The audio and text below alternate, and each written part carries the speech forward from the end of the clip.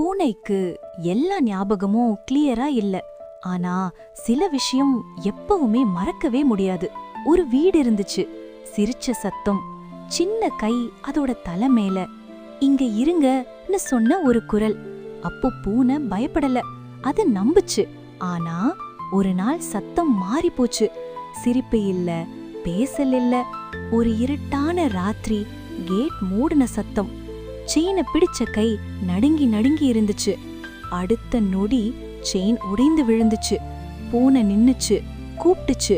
ஆனா குரல் திரும்ப வரல. அந்த நாள்ல இருந்து பூனை ஓடி பழக்கம் கத்துக்கல, நிக்கிறது தான் கத்துக்கிட்ட. இப்போ ஆரவோட கை அதோட முன்னாடி இருக்கு. ஆனா பூனைக்கு தெரியும் இந்த கை விடாம இருக்குமான்னு.